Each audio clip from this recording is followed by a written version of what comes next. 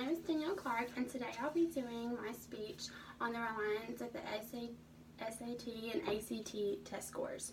Now, the ACT, if you don't know what it is a standardized test for admissions to get into college. And any college you're pretty much looking into going to, you will have to at least take the ACT once before getting in. Now, I would like to persuade everyone to help support in getting rid of these standards to have taken the ACT before getting into college. When you help support getting rid of the reliance of your test scores, you might be helping yourself out.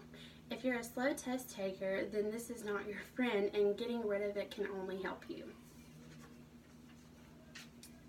Attention students, there is only 5 minutes remaining.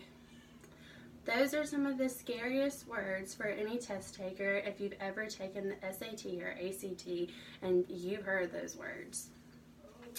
If you test anything like me, you're probably just now reaching the halfway mark, about to either guess on A, B, C, D, or E for the remaining half. While doing some research, I found that 56% of the students with low ACT scores don't have low scores because they don't know the correct answer or how to work the problem. It's because they don't get to finish all the problems and they just have to guess on everything. The ACT is a time test about 4 hours long. It may seem like plenty of time to some, but to others, it's just not enough. The average ACT score is a 21, but even if you do have this score, you still might need a higher score to get into a certain college or to qualify for a certain scholarship. After the speech, I hope you will gain an understanding that the ACT shouldn't be able to determine the program or the program we're allowed to get into or what college will accept us. This score shouldn't be allowed to put a label on what category of smartness that we fall in. The average ACT score is a 21, the 25th percentile is a 16, and the 75th percentile is a 24. Now, the average score of the ACT might be a 21, but for a lot of programs, an 18 is only required. But what about the people that have below an 18? Are they just supposed to forget about their dream job because they don't have the needed score? For some of these people, it wasn't even that they didn't know the correct answer, but they just didn't have enough time to even work the problems. So how is that fair? Why does this one test get to say what we can and can't do? A lot of people with the scores below an 18 have GPAs and have high GPAs and received all A's through school, but they don't test well or they can't finish it in the amount of time, yet that has a major impact on their future. Now let's talk about time. Not only is the test timed, but the amount of time that they give us to take this test is ridiculous. If you ever have taken the ACT, you know it's broken up into 4 sections. Sometimes 5 if you're taking the writing part too. There's a math, a science, a English, and a reading section. For the math, you have 60 minutes to answer 60 questions. I guess they just expect you to look at the problem and know the answer, because if you need to work out any problems, sometimes more than one, to find the answer, a minute to do each question isn't long enough.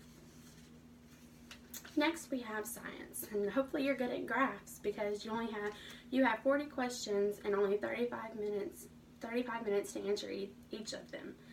Then there's English, and it has 75 questions and only 45 minutes. Please, someone tell me how that even makes any kind of sense. And lastly, we have the reading section, where you will read 4 to 5 short stories and answer questions about each of them. All in 35 minutes. What if a person has to read it a couple of times in order for them to understand it and are able to answer the questions correctly? Well, you aren't going to be able to do that with only 35 minutes, so more than likely you will get them wrong, or hopefully you're a great guesser. They should really look at what matters, our GPA and all of our grades throughout high school. If I'm going to have someone or something to determine what I'm allowed to apply for or what college will accept me. It should be based on what my actual work through my years of high school is, not off a test that I took on a random Saturday morning. I want my GPA looked at because it's more a correct answer of my intelligence level than a test that I took that was unlike any other test that I had taken before. I have gathered other people's opinions and most of them match mine. Nobody wants their intelligence based off one test. It isn't right and that's why we need to get rid of the ACT and the SAT reliance. Now that I have showed you the numbers of ways that the scores can affect people's future, I will tell you why getting rid of the law is important. I have a 17 on my ACT, and I was researching and saw a list of colleges that required a higher score to get accepted in. I thought what a shame it was, because I am a smart student and I study and I care about my grades, and I received A's and B's all throughout my years in school, but since I'm a slow tester or I don't test well and I don't have enough time to answer everything, to guess in half of my ACT and got the answers wrong.